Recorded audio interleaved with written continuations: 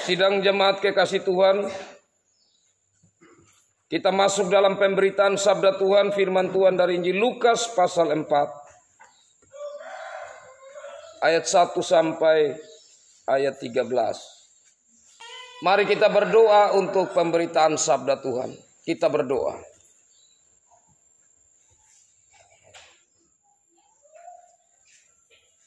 Kami sungguh bersyukur Tuhan atas kesempatan yang Tuhan berikan bagi kami untuk kembali kami bersekutu bersama.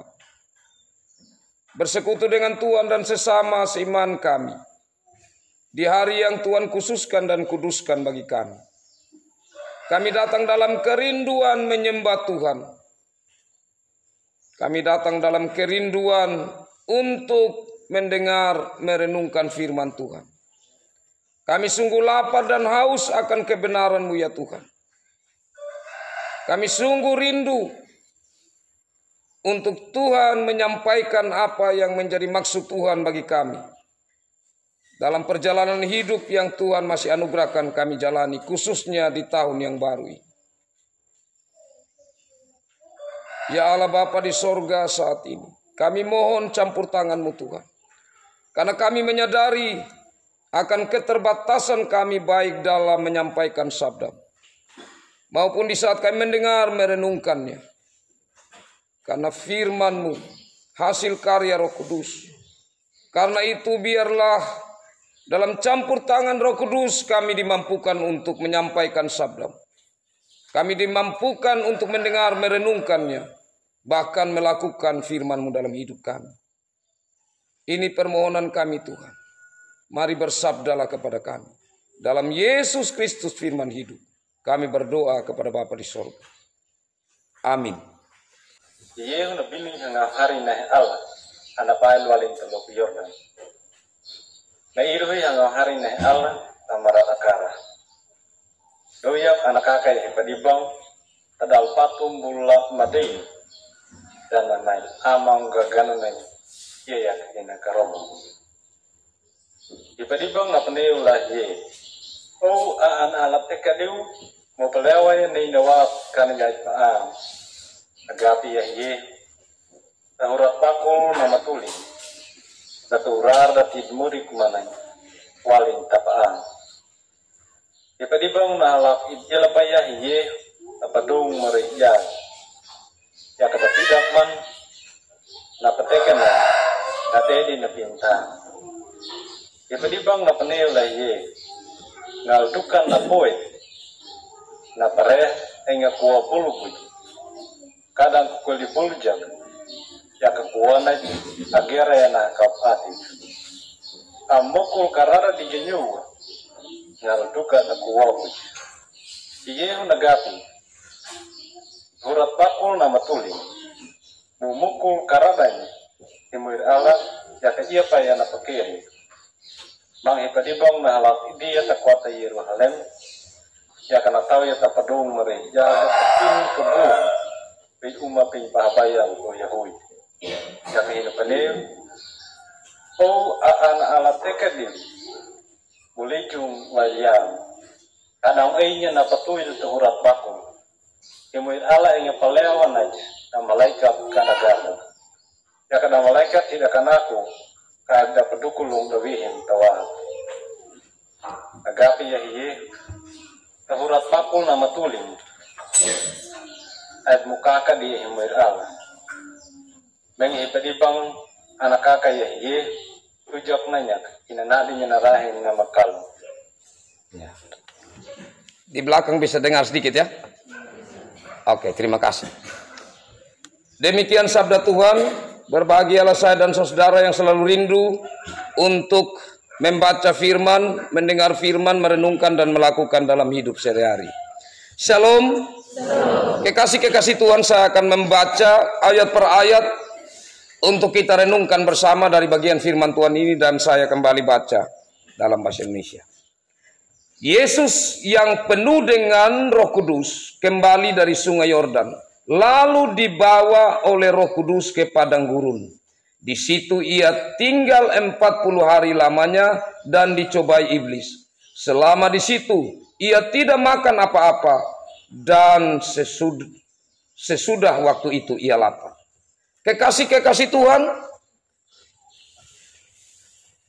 orang bisa bertanya, atau saya dan saudara bisa bertanya, kok Yesus tapi masih dicobai oleh iblis? Mungkinkah? Kan dia Yesus, pastilah dia tidak akan mungkin jatuh dalam pencobaan. Dan iblis pun pasti tahu itu. Tapi kenapa iblis masih coba dia? Nah, ini menarik. Kekasih-kekasih Tuhan, tentang Yesus Kristus, iblis itu lebih tahu dari saya dan saudara. Tentang siapa Yesus, iblis itu lebih tahu. Nanti dalam khotbah-khotbah berikutnya juga kita akan melihat bahwa iblis itu memang dia kenal baik siapa Yesus. Pertama, iblis tahu Yesus itu datangnya dari Allah. Saya baca bagian lanjutan sedikit, ayat 3. Lalu berkatalah iblis kepadanya, jika engkau anak Allah. Iblis tahu Yesus ini anak Allah. Kalau dia tahu anak Allah, kenapa dia masih coba? Karena iblis juga tahu bahwa Yesus ini adalah keturunan Daud. Ada sisi kemanusiaan Yesus yang memungkinkan untuk Yesus jatuh dalam pencobaan. Ini tidak mudah. Dan kekasih-kekasih Tuhan, peristiwa ini, peristiwa setelah peristiwa baptisan. Setelah Yesus dibaptis di Sungai Yordan, kita lihat di pasal 3 ayat 4 ya. Pasal 3 ayat 4. Seperti ada tertulis dalam nubuat Yesaya. Ada suara yang berseru-seru. Dan kemudian ini digenapi.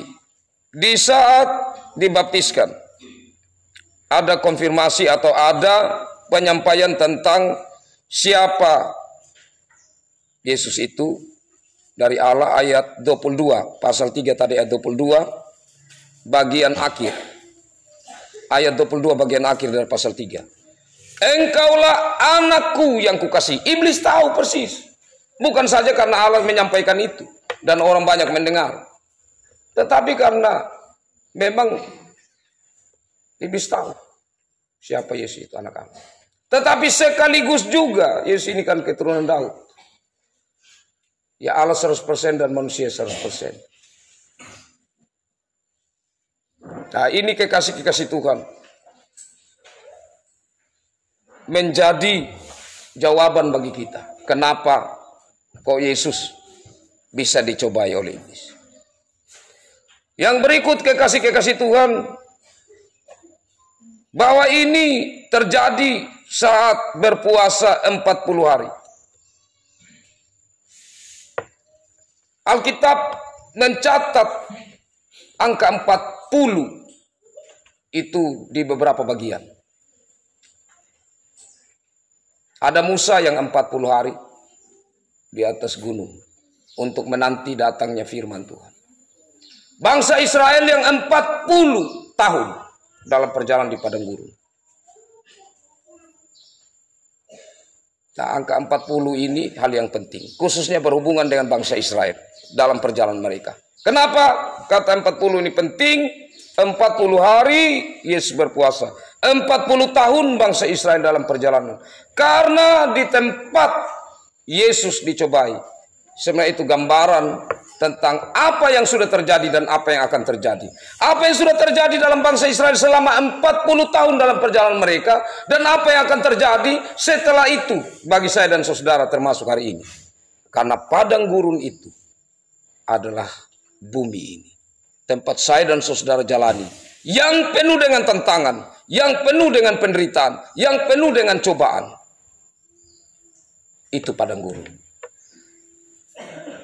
Jadi gambaran tentang 40 hari Yesus dicobai iblis. 40 tahun bangsa Israel dicobai. Dan bagaimana mereka menghadapi kenyataan dalam perjalanan bersama Tuhan. Masalah bangsa Israel dalam perjalanan adalah makanan, roti. Mereka sering menggerutu dan sering protes sama Tuhan karena masalah roti, masalah perut. Dan di sini yang pertama, apa yang dilakukan iblis dalam mencobai Tuhan Yesus? Soal makanan. Tapi ini juga mengingatkan kekasih-kekasih Tuhan tentang Adam yang pertama. Adam yang diciptakan oleh Tuhan dari debu tanah. Dan kepadanya dihembuskan nafas dari Tuhan. Sifat-sifat dari Tuhan. Saat itu Adam dan Hawa jatuh karena makanan. Iya tuh. Tidak mampu menghadapi itu. Dan Adam yang kedua sekarang, yaitu Yesus Kristus, digoda dengan itu dulu. Yang pertama. Jika engkau anak Allah, suruhlah batu ini menjadi roti. Keanak-Allahan dari Yesus Kristus. Atau Yesus sebagai anak Allah punya kuasa untuk buat batu itu jadi roti. Bahkan tanpa batu itu pun Yesus bilang silakan ada roti, ya ada roti. Iblis tahu kuasa dari anak Allah, kuasa dari Yesus. Tapi iblis juga tahu sebagai manusia Yesus sedang lapar sekali sebagai manusia. Karena itu soal lapar bisa akhirnya membuat Yesus kalau tergoda menggunakan kuasanya sebagai anak Allah. Wah, kalau saya dan Bapak Mama begitu ya. Oh, pasti kita kasih tunjuk jago, so. Kalau kita bisa begitu. Apa? Kau bilang apa rubah ini? Kecilan, langsung rubah. Apalagi kalau kita punya kuasa seperti itu, rubah ini itu, saya tidak tahu apa yang terjadi dan kita punya keinginan. Banyak kita keinginan. Mungkin kalau ingin oto berapa puluh oto di rumah. Lihat batu jadilah oto. Lihat batu jadilah ini ya, bisa saja. Tapi kekasih-kekasih Tuhan, kenapa Tuhan tidak mau melakukan itu? Kenapa Yesus tidak mau untuk melakukan itu? Apakah karena iblis yang suruh? Poinnya bukan itu. Tapi pertama kekasih-kekasih Tuhan, karena iblis mau menggagalkan rencana Allah, karya Allah dalam diri Yesus Kristus. Roti itu hal yang penting. Tetapi yang lebih penting adalah apa yang lebih penting dari roti? Firman Tuhan itu lebih penting. Kenapa kekasih-kekasih Tuhan? Karena roti itu fana. Tapi firman Tuhan itu kekal. Iblis menawarkan hal yang fana, yang sementara. Tetapi Yesus melihat hal yang kekal. Karena firman Allah kepadanya adalah untuk menyelesaikan misi penyelamatan. Itu tidak boleh gagal. Yang kedua, berhubungan dengan misi penyelamatan ini, Yesus datang untuk siapa? Untuk dunia, khususnya manusia. Bukan untuk dirinya. Kalau saat itu dia lapar, dia ubah batu menjadi roti untuk siapa? Untuk dirinya kan? Tapi tidak. Yesus tidak berpikir tentang dirinya. Dia tidak mau menggagalkan rencana Allah dalam dirinya untuk kepentingan saya dan saudara, untuk kepentingan dunia ini, hanya untuk satu. Saat lapar, ia mau melihat kepentingan dirinya.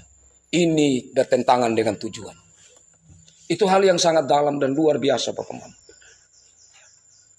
Yesus datang, kalau dia melihat kepentingan dirinya, dia dapat melakukan itu. Apalagi untuk mempermalukan si iblis.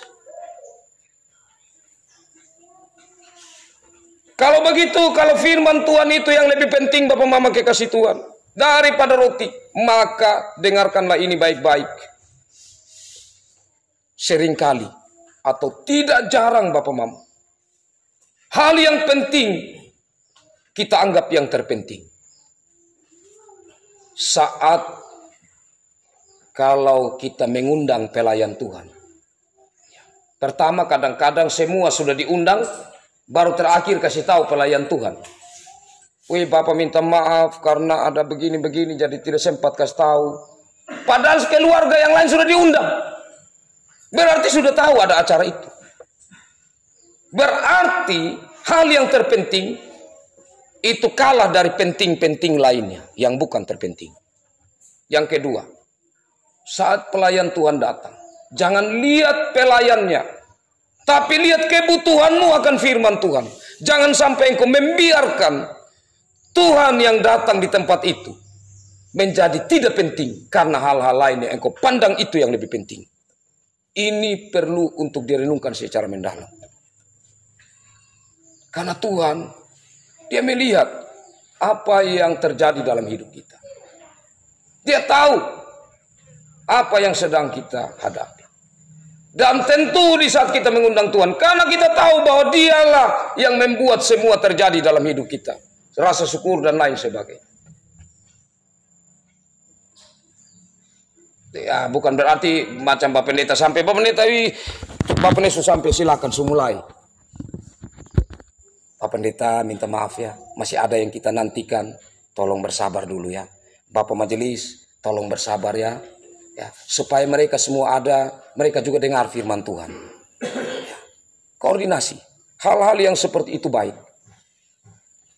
Karena kalau pelayan Tuhan yang sudah siap dengan sungguh-sungguh dan terlalu lama, maka itu akan mempengaruhi dia juga yang dia sudah siap tadi. Secara batin tidak lagi secara benar-benar itu. Itu hal yang tidak mudah. Karena manusia juga majelis jemaat. Dia juga punya emosi, punya rasa. Tapi bersyukur ya Bapak Mama kalau kita dengar hari ini hal yang penting ini. Harus bersyukur. Karena ini hal yang penting untuk mengingatkan kita. Bahwa roti itu penting, tetapi firman Tuhan lebih penting. Karena itu kekal. Hal yang berikut kekasih-kekasih Tuhan. Jawab Yesus kepadanya. Ada tertulis, manusia hidup bukan dari roti saja. Kalau dari apa yang disampaikan oleh Injil Matius lebih jelas, manusia hidup bukan dari roti saja, tetapi melalui firman Tuhan yang keluar dari mulut Allah yang kita dengar. Atau saat engkau juga mendengarkan firman yang keluar dari mulut Allah.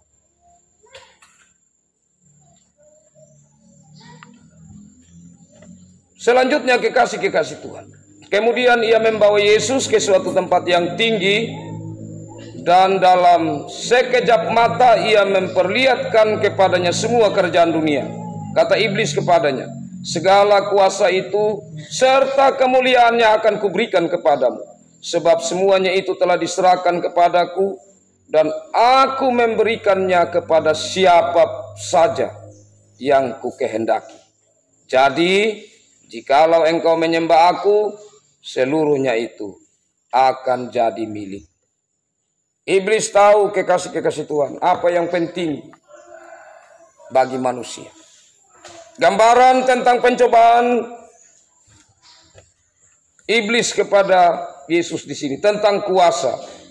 Tentu iblis tahu bahwa ia anak Allah. Ia bukan saja memiliki kuasa, tetapi ia adalah sumber dari kuasa itu. Tetapi di sini karena ada kemanusiaan Yesus, ada kemungkinan secara kedagingan akan kepentingan kekuasaan. Iblis mau mempengaruhi Yesus supaya mengambil bagian dalam kerajaannya. Tentu ini juga bertentangan pertama-tama dengan hukum Tuhan.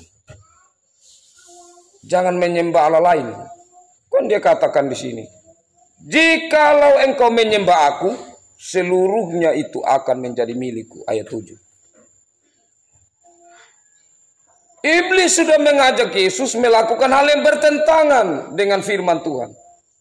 Menyembah Allah lain, apalagi ini menyembah iblis. Hal yang sangat bertentangan. Tapi kekasih-kekasih Tuhan itu hal yang menarik kalau kita lihat di dalam perjalanan hidup kita di dunia. Siapa yang tidak ingin kuasa? Bahkan di saat ada seseorang yang memiliki kuasa yang besar, maka untuk kepentingan-kepentingan yang menjadi kepentingan kita contohnya, bisa saja kita akhirnya merapat karena di sana dia punya kuasa. Oh, kalau dia ada ini, saya bisa dapat pekerjaan di sana, saya bisa dapat channel di sini dan sebagainya. Harus hati-hati. Hati-hati yang saya maksudkan, orang yang punya kuasa bisa melakukan itu meskipun ada orang yang tidak melakukan itu. Dia punya kuasa tetapi dia pakai kuasa itu secara bertanggung jawab di hadapan Tuhan. Perlu hati-hati. Tentang kuasa yang tidak main-main, Bapak. Seorang Presiden Amerika yang ke-16, Abraham Lincoln, dia bilang begini. Kalau mau uji karakter seseorang, kasih dia kuasa. Kasih dia jabatan. Kalau mau uji karakter seseorang, kasih dia kuasa. Kasih dia jabatan. Karena di situ dapat diuji bagaimana sesungguhnya karakter. Tidak gampang kekasih-kekasih itu. Di saat memiliki sebuah kuasa, sebuah jabatan yang dipercayakan Tuhan. Dan Yesus mengatakan apa kekasih-kekasih Tuhan? Tetapi Yesus berkata kepadanya ayat 8, ada tertulis, engkau harus menyembah Tuhan Allahmu dan hanya kepada Dia sajalah engkau berbakti.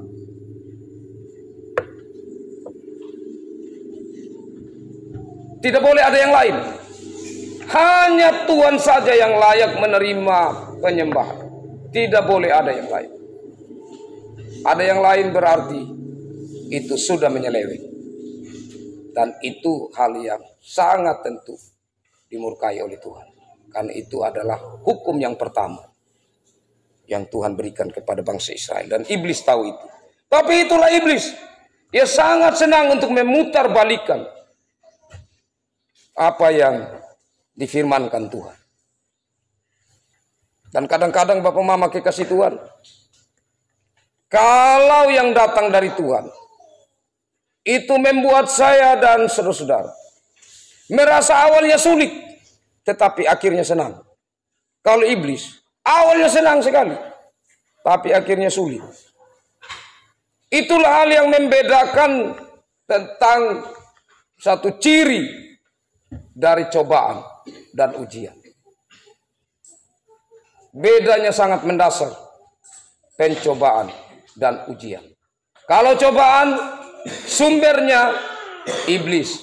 Kalau ujian, sumbernya Tuhan. Kalau cobaan bertujuan untuk merusak, untuk menjatuhkan. Tapi kalau ujian bertujuan untuk membangun. Jadi apa yang dilakukan oleh iblis di sini bertujuan untuk merusak pekerjaan Allah. Dia memberi cobaan. Tetapi pertanyaannya, apakah di sini ada ujian? Ya. Tuhan mengizinkan ini terjadi. Ini tidak mungkin terjadi tanpa izinan Tuhan. Kalau begitu, bagaimana Yesus menghadapi hal itu? Secara luar biasa, karena dirinya sendiri memiliki daging dan darah. Artinya sifat-sifat kemanusiaan itu ada dalam dirinya. Kekasih-kekasih Tuhan, tentu kalau kita perhatikan dari ayat 1 pasal 4. Yesus yang penuh dengan Roh Kudus, itu satu. Kembali dari sungai Yordan lalu dibawa oleh Roh Kudus. Sudah penuh dengan Roh Kudus dan kemudian dipimpin oleh Roh Kudus. Kekasih-kekasih Tuhan, ini tidak mudah. Kalau menghadapi iblis, jangan main-main. Ini setelah peristiwa Yesus dibaptis kan. Saya kembali sedikit di awal.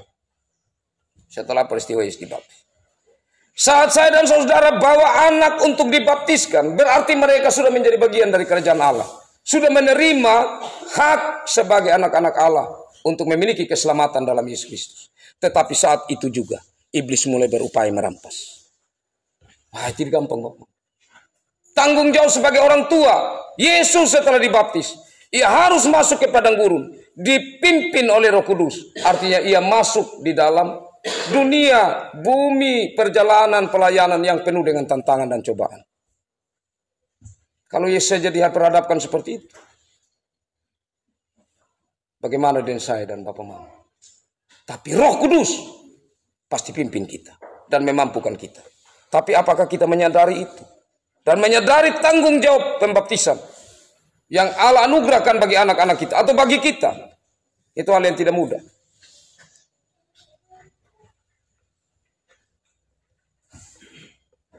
Dan tentang pencobaan yang kita hadapi, kekasih-kekasih Tuhan.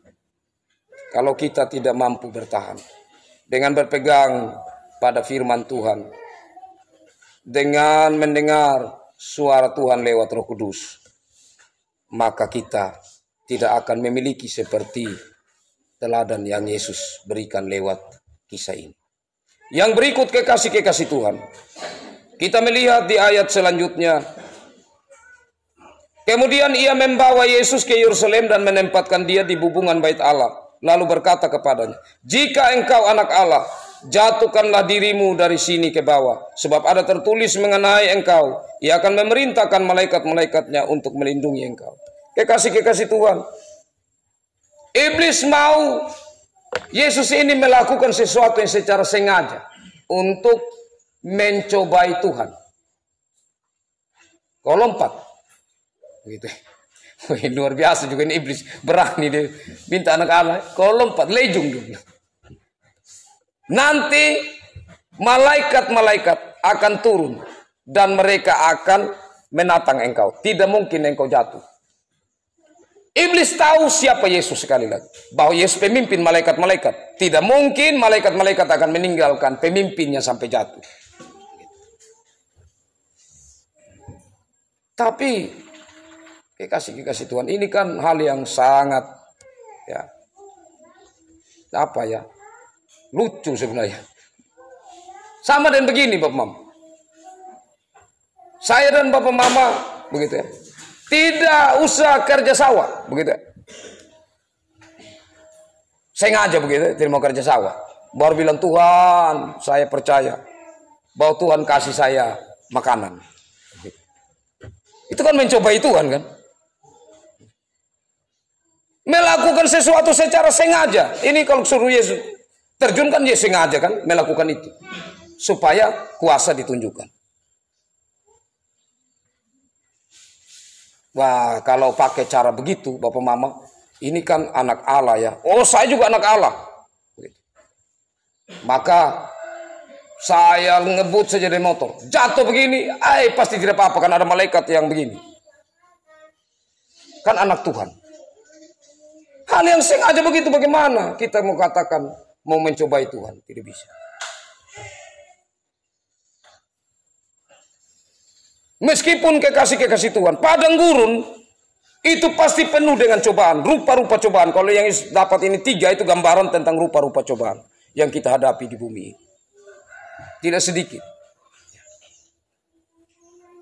Tetapi itulah kekristenan. Karena Kristen tidak diajak kita menjadi pengikut Kristus. Bahwa di sana tidak akan ada pencobaan, tidak akan ada susah. Yang ada hanya segala sesuatu yang kita inginkan tercapai.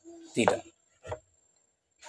Tetapi tidak juga bahwa mengikut kisahnya terus saja derita, tidak pernah ada sukacita, tidak juga. Karena tentu kekasih-kekasih Tuhan, saat kita menyadari bahwa Allah menuntun kita, maka banyak hal yang sesungguhnya kita lihat dalam hidup kita sebagai bentuk tuntunan Allah itu. Dan kekasih-kekasih Tuhan, hal mencobai ini, ya, iblis itu sangat tahu caranya. Tapi Yesus tidak mampu untuk dilawan, untuk jatuh dalam cobaan itu. Yesus menjawab, ya, Katanya, ada firman, jangan engkau mencobai Tuhan Allahmu. Jadi yang iblis ini sampai dia mau sampai tahap itu. Tapi Yesus mengatakan, jangan engkau mencobai Tuhan Allahmu. Ini mengingatkan kita, saudara-saudara, supaya dalam hidup kita jangan kita seperti coba-coba sama Tuhan. Tidak boleh. Dalam banyak hal, saya buat ini, apakah Tuhan mau marah sama saya kok? Jadi itu seperti kita melakukan hal yang sengaja dan mau lihat apakah Tuhan betul-betul itu mau menghukum kita atau tidak. Yang terakhir, kekasih-kekasih Tuhan. Sesudah iblis mengakhiri semua pencobaan itu, ia mundur daripadanya dan menunggu waktu yang baik. Iblis ini orang satu pribadi yang sabar. Dia mundur dulu. Nanti dicari waktu yang baik. Saya bukan mau mengatakan supaya saudara memuji iblis, tidak. Tapi di sini kita melihat hal yang nyata dan juga kita rasakan dalam hidup kita. Ada banyak cara yang dilakukan oleh iblis dan di banyak waktu. Dan iblis ini dia akan pakai cara-cara yang tidak terduga. Nanti kalau minggu berikut kita akan ikuti juga bagaimana iblis juga yang akan menyampaikan tentang Yesus itu anak Allah. Ya, pengakuan datang. Nah, kekasih-kekasih Tuhan, di sini waktu Yudas ya, kita ingat contohnya. Itu juga momen. Jadi iblis suka cari momen. Yudas itu kan salah satu dari pengikut Yesus Kristus. Tetapi kemudian dia terjebak ya karena uang gitu. Karena kekayaan. Karena dia juga bendahara, mungkin dia sedikit ada keserakahan. Sehingga dia menerima uang untuk menyerahkan Yesus. Tapi setelah itu pada akhirnya kan dia gantung diri, dia bunuh diri, dia stres karena di situ dia sadar bahwa dia telah dipakai oleh iblis. Salah satu lagi murid Yesus yang coba tantang begitu ya. Yesus, semua orang boleh tinggalkan Yesus, tapi saya tidak. Saya akan tetap ikut engkau. Kemana engkau pergi? Saya akan tetap ikut. Bahkan engkau mati, saya juga mati. Tapi apa yang terjadi, Bapak Mama kekasih Tuhan?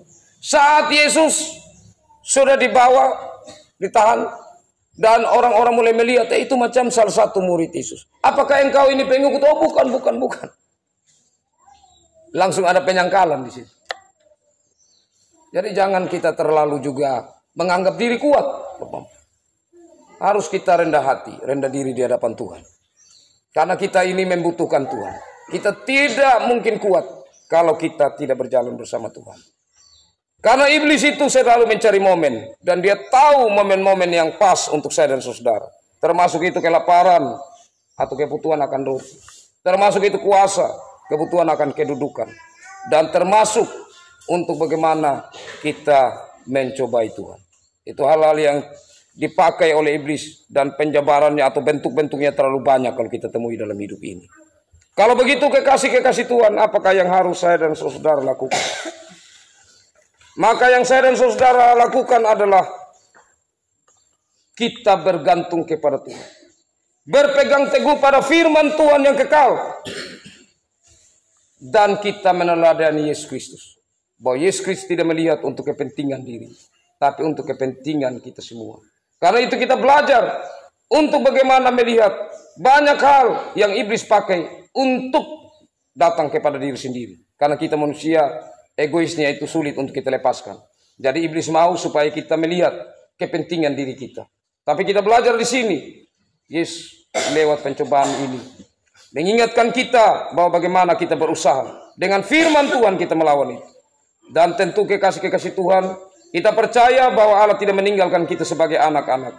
Roh Kudus akan menolong kita melewati padang gurun yang penuh dengan cobaan, yang penuh dengan tantangan ini. Bahkan ujian yang Tuhan izinkan kita alami. Tapi kita percaya kita akan menjadi pemenang karena Tuhan senantiasa ada di pihak kita. Dan kita pun senantiasa berpihak kepada Tuhan.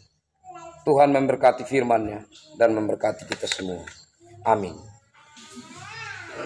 Kekasih-kekasih Tuhan, mari kita sambut firman Tuhan yang kita menyanyi Kidung Jemaat 54.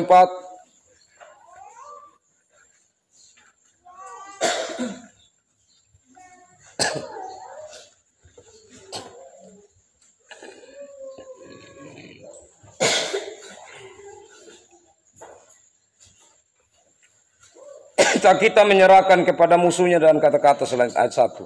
Tak kita menyerahkan kepada musuhnya, pelita yang bersinar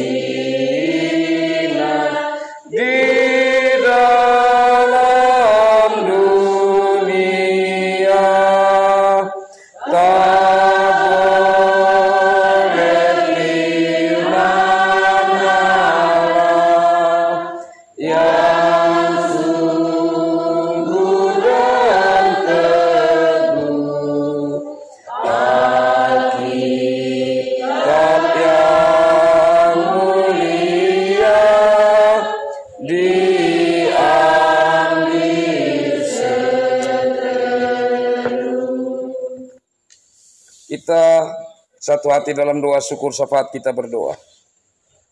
Ya Allah Bapa di sorga, kami datang mengucap syukur kepadamu untuk kesempatan indah dalam kami beribadah bersama, memuji memuliakan nama Tuhan dan mendengarkan sabda Tuhan.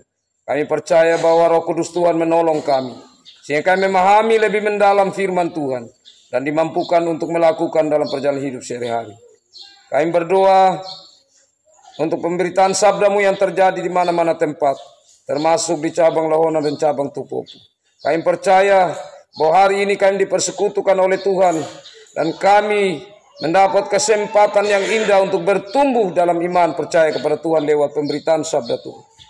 Ya Allah Bapa kami dalam kerajaan sorga, dalam kesempatan ini kami semua yang hadir di sini, Tuhan melihat keberadaan kami masing-masing dan rumah tangga kami masing-masing, dengan harapan-harapan kami, dengan ungkapan-ungkapan syukur kami.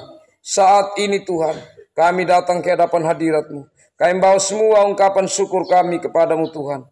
Ungkapan syukur karena pertambahan usia. Ungkapan syukur kami karena sembuh dari sakit. Ungkapan syukur kami telah melewati akan pergumulan yang berat. Ungkapan syukur kami karena membawa jiwa-jiwa untuk datang kepada Tuhan.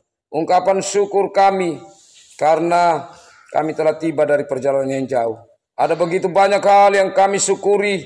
Kami bawa semua ke hadapan hadirat Tuhan dan Tuhan mari sempurnakan ungkapan syukur kami. Dan saat ini kami mendoakan juga ya Tuhan, untuk apa-apa yang kami harapkan, yang kami gumuli dalam hidup kami. Baik kami dalam pekerjaan sebagai petani, ada yang sudah mempersiapkan lahan untuk tanaman di sawah, ada yang baru rencana persiapkan. Tuhan mari menopang kami. Dan tanaman-tanaman di ladang, di kebun, kami mohon Tuhan memberkatinya. Ya Allah Bapa di sorga, saat ini kami juga berdoa untuk kami yang ada di sini, yang berada dalam keadaan sakit. Mari Tuhan berkati kami. Mari Tuhan jamah kami. Kami doakan untuk Mama Arta yang dalam keadaan sakit.